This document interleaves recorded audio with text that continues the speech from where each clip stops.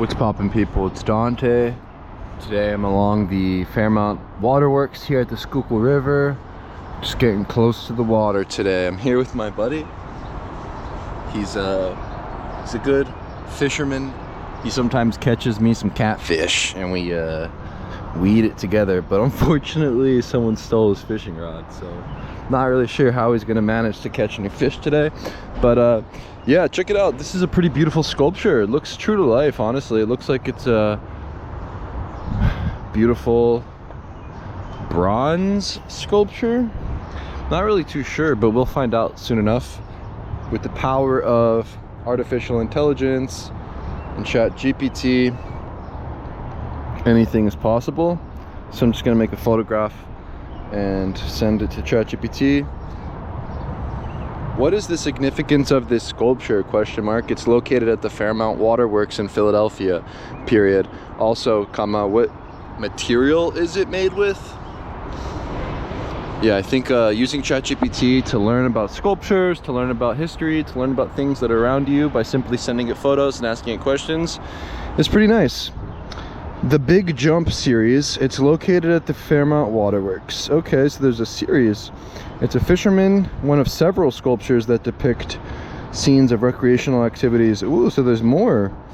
So it's here to celebrate the history and natural beauty of the Schuylkill River and its significance to the people. It appears to be made of bronze, a common material used for outdoor statues due to its durability. When was this constructed? Constructed. It's a funny word. When was it created?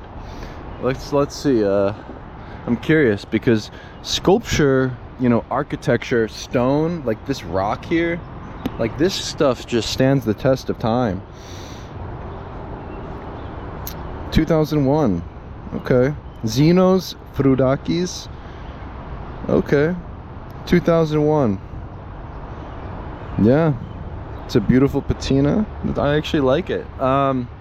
Unfortunately, we have some really terrible street artists in the city of Philadelphia. They really don't know how to make anything interesting. Like, they just put like weird little like scratchings and markings on things that are beautiful, like these sculptures, and they just kind of ruin them. Like, they put like little cherries.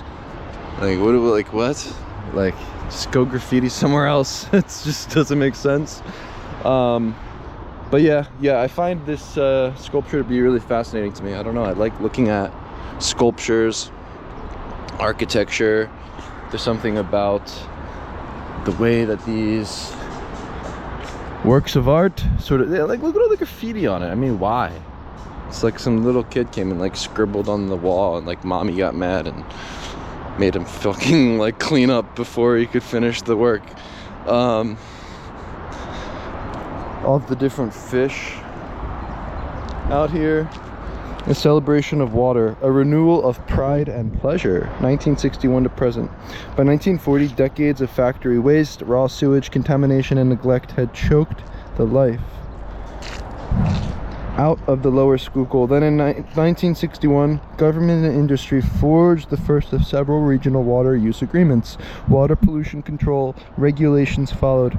As a result, millions of dollars were invested along the river in wastewater treatment and of conservation projects. By the late 1970s, fish began to return. Okay, so that must mean with this sort of water use agreement, the pollution control, then we started getting fish. Philadelphians today can again delight in the Schuylkill's abundance by boating, fishing, birdwatching, and daydreaming, just as they have for thousands of years. These exhibits on the Esplanade, I can't really read this, about dirt, and the people who come to them are part of the renewed pride and pleasure in Philadelphia's waterways. Yeah, got that beautiful sculpture, these nice like little, like these kind of things are cool too. These are interesting. This must be bronze too, or I don't know. We have the American eel, the striped bass, sunfish, quillback, walleye. Yeah, I love this kind of stuff, you know. This is a little hidden gem in the city. We have all of these, I believe, businesses that were originally here. Wild Yarns, John Wild and Brothers, spinning wool since 1880. Liberty Bell Toilet, Pure Manila Tissue. Powers and Waitman, Manufacturing Chemists, Philadelphia. Famous, would they call pharmacies chemists? Famous Reading Anthracite? Reading Anthracite Company? What's that? What is anthracite?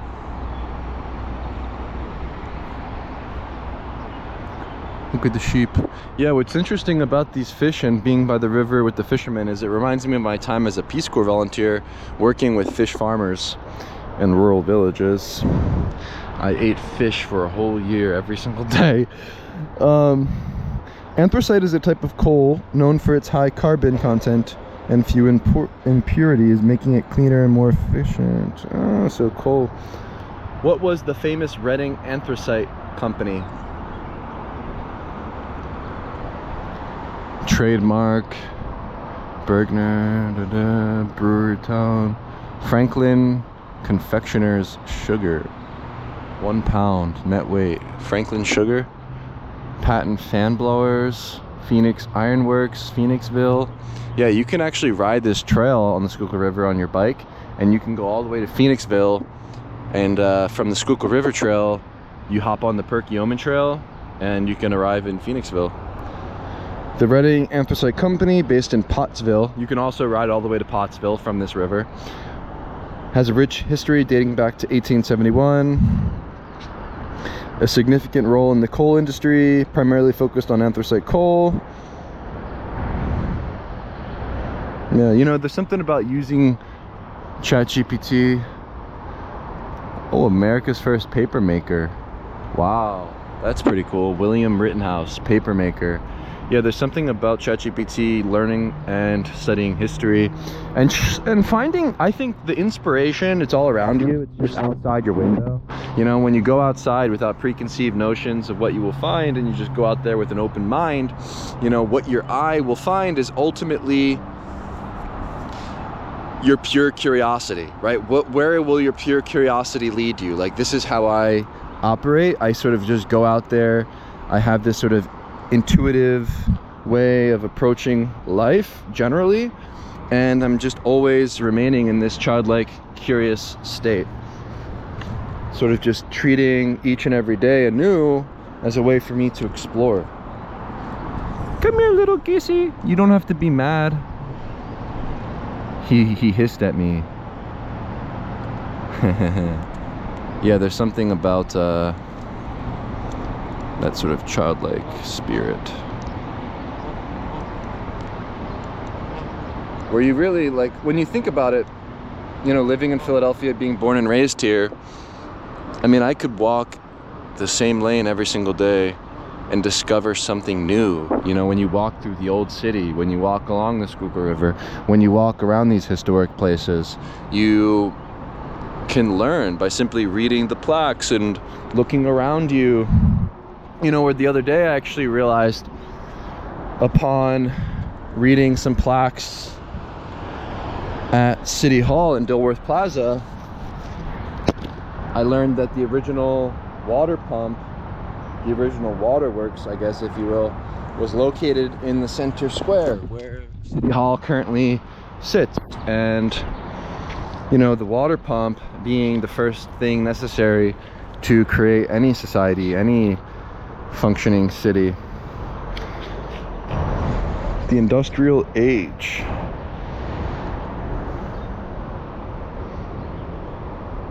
So they're talking about the river is used as a common sewer by all factories. Philadelphia built the first filters. Water quality worsened. You know, the other day, the first thing I saw when I walked outside was a woman, grown woman. She looked right at me. It was like 5 a.m. just going for my morning walk. Pulled her pants fully down and just started pissing in the sewer. The Fairmount Waterworks Frederick Graff, once Latrobe's assistant, designed the Fairmount Waterworks, which first served Philadelphia in 1815. It featured reservoirs atop Fairmount, now the site of the Art Museum. Okay.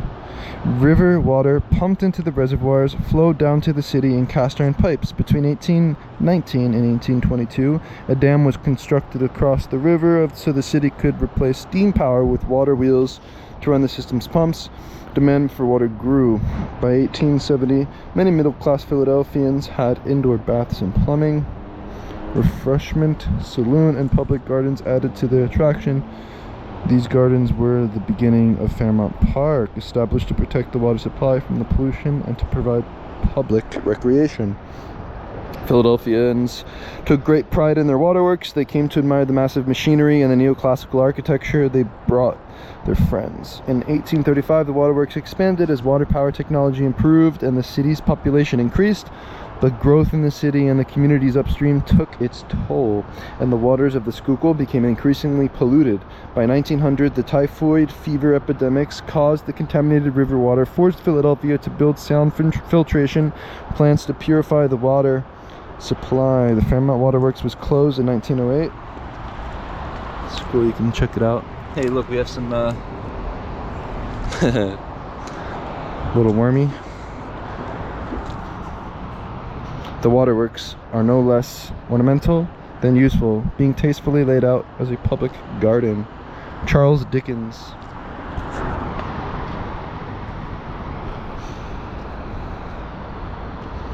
Who is Charles Dickens? But interesting and curious as this machinery is, it is, in truth, one of the prettiest spots the eye can look upon. Hell yeah, Francis Trollope, completely correct. I mean, it really is beautiful. Like when you go up to this mountain and you look out, it's just so beautiful. A novelist and social critic, one of the greatest writers of the Victorian era. Oliver Twist, right? I remember reading that in middle school. So he wrote Oliver's Twist. What was the key themes of Oliver's Twist? I passed along the pavement by the pump house. I went in. I saw immense water wheels. Mark Twain. Poverty and social class, child labor and exploitation, crime and justice, innocence and purity, identity and destiny, hypocrisy and charity, the power of goodness and compassion. The celebrated waterworks of the Schuylkill, by which the water of the river is raised, are beyond all praised. John P. Sheldon. It's nice to see these quotes from people that came and actually viewed them. Mark Twain. Hey, look, we have an identification guide. Wow, this is nice. You can see all the different fish on display. This is pretty cool. They have this many different fish around here? Jeez. I remember the fish I liked the most in Zambia was the red-breasted bream. They got the sunbreast sunfish, largemouth bass, Johnny darter, greenside darter, yellow perch, longhead darter, spotted darter.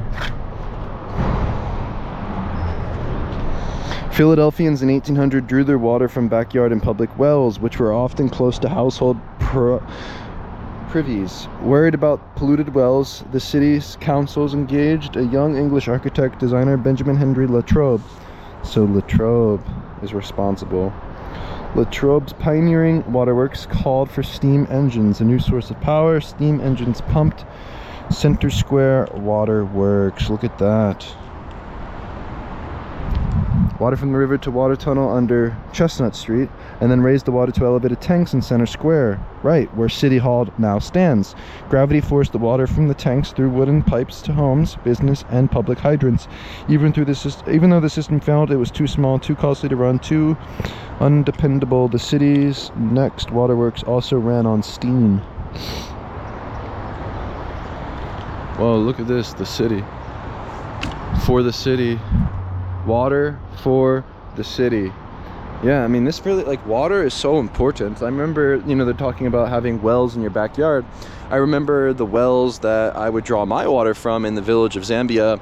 You know, the water well, right? This is a place where people gather. This is a place where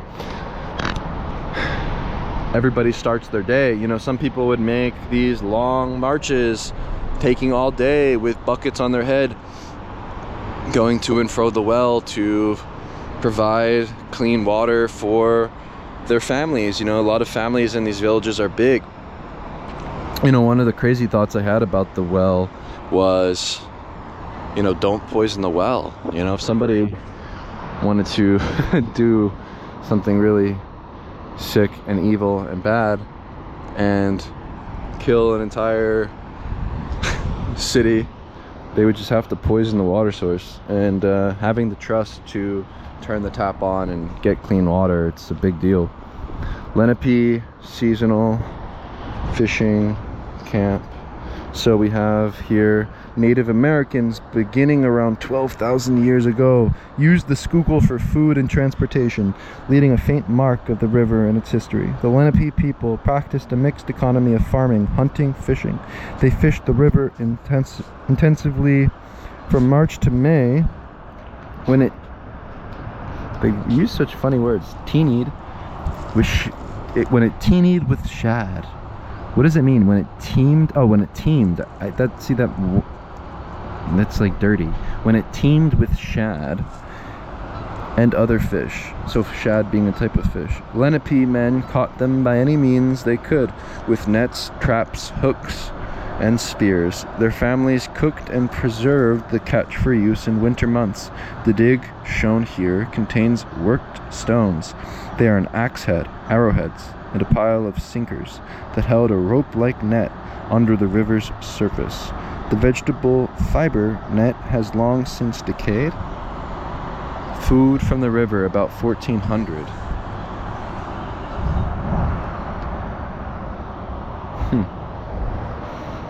Yeah, the Lenape tribe being the original peoples who inhabited this location around the Schuylkill River. Schuylkill meaning hidden river. You know, I could imagine this river being just covered with trees and natural things. Looks like they have some cannonballs over there too. It's pretty cool. Yeah, just exploring, you know, the open world exploration. You know, I feel like curiosity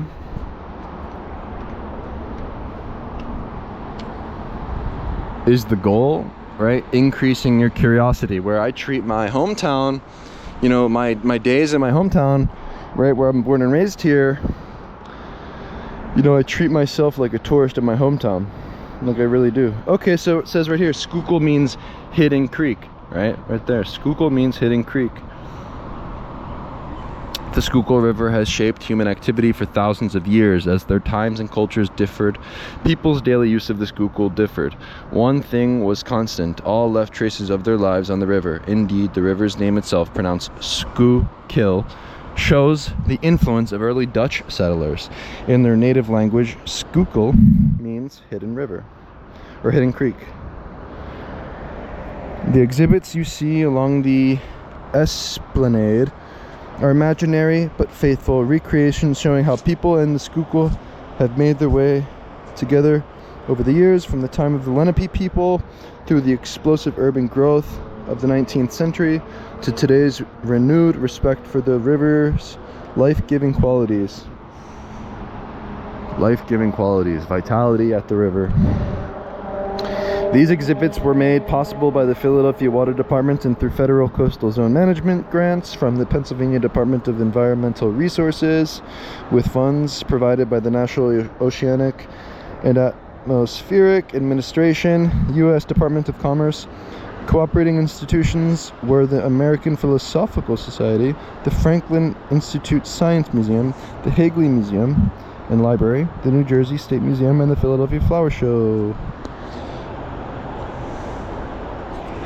Philadelphia and the Schuylkill River.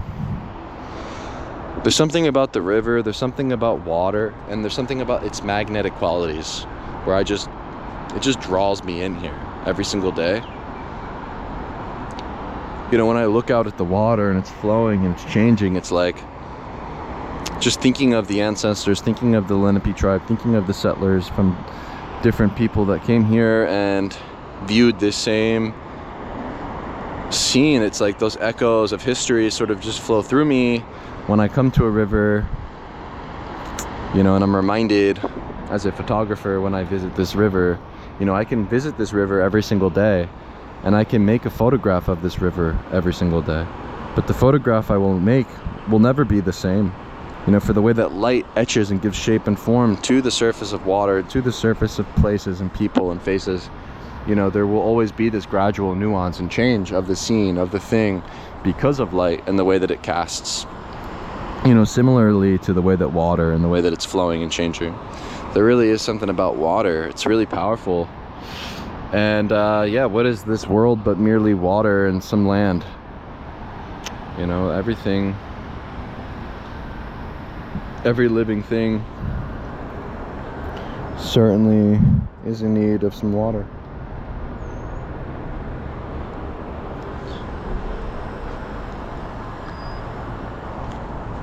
The waterworks. Just exploring today.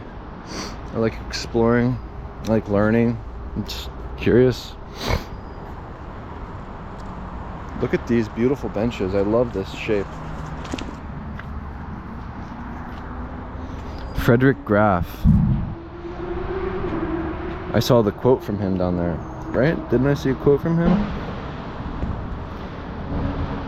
A pioneering engineer and architect made unique and lasting contributions to Philadelphia. In 1805, Graff was elected superintendent and engineer of the Center Square Waterworks, located in Philadelphia City Hall. Now stands right, okay. He proposed and designed the new Fairmount Waterworks. Graff designed and managed the construction of the pipes, pumps, buildings, water mains, dam, canal, and locks, garden, and the reservoir, all while ensuring clean drinking water daily. So he's responsible for the design. Maybe he drew these pictures.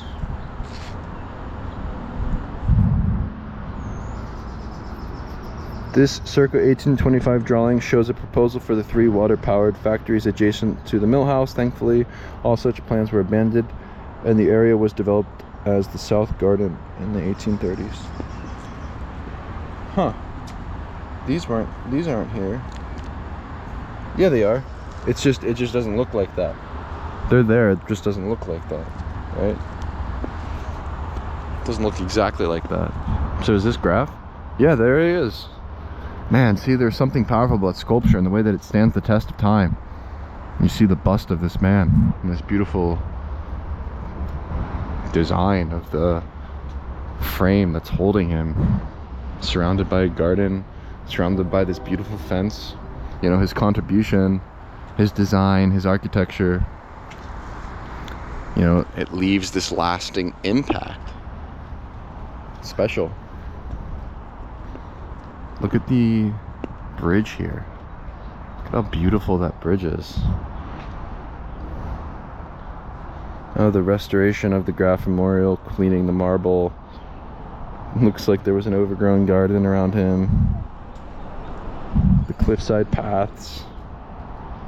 The engine house was restored. This must be the engine house. And then there's it looks like a Greek temple. That's what I read the other day. It looks like a Greek temple. This building, it's got that Greco-Roman sort of architecture. I wonder what this is. In honor of Ernesta Drinker Ballard, 1920 to 2005, was the moving force behind the restoration of the Fairmount Waterworks and these gardens. Fairmount Park Commissioner from 1981 to 2002 and founding member at the Fairmount Park Conservancy. She was a civic leader, a feminist, a beloved friend. The world is a better place if everyone is included. Ernesta Drinker Ballard. This was erected in 2006. Interesting, yeah. It's a beautiful thing to see and learn on the street. You know, I find hiking uphill, right? Even if it's a seemingly small mountain, right? This little hill to conquer. This is where I fuel myself with curiosity each day for when I reach the peak and I can look out towards the horizon, the water, the river. I'm reminded of how open the world is and how it's sort of endless to explore. You know, where you can live until you're 120 years old, live a really long life, and still not see everything in this world and everything that it has to offer. And I think there's something in that abundant mindset that keeps me lusting for life.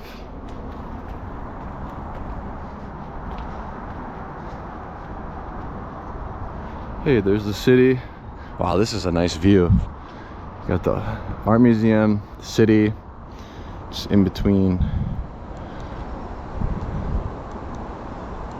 the tree here. It's nice. I wonder when this pavilion will be restored. This is a nice one too. I guess you can't really see as much from this view, but you have to go higher towards the cliff. This is, for me, the most objective. It's the, I always have, this is so weird. It's objectively, I'm making the point right now. This is objectively the most beautiful space in the city of Philadelphia. It never ceases to put a smile on my face just coming up here and looking out. You know, it reminds me that gratitude, yeah, it truly is the best attitude, right? I'm grateful for the sun, grateful for the water. I'm grateful for the men and women responsible for keeping this place beautiful, such as Ernesta and Frederick Graff with his design and architecture. I find that yeah, there's something special in returning to the same place each and every day and starting your day off this way.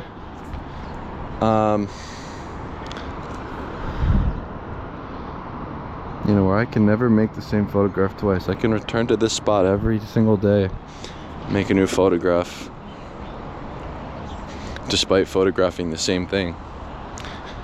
You know, there's something special in the sunrise, rising with the sun, going back home with the sunset, you know, and just expecting that you won't wake up the next day. Where when I wake up in the morning, I treat it like a mini birth, like it's a brand new lifetime, and just being grateful that I am alive. You know, for you never know when it could be your last. So maybe, yeah, just treating every day that way, like it is the last day on earth, is wise. And if it was your last day alive, where would you start your day?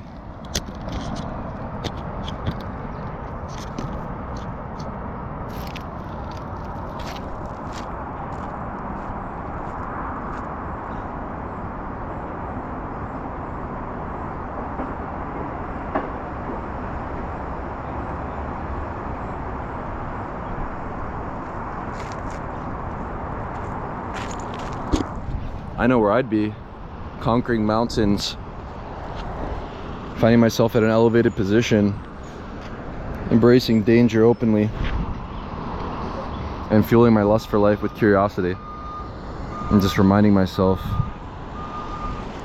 that this world is filled with beauty. You just gotta surround yourself with it.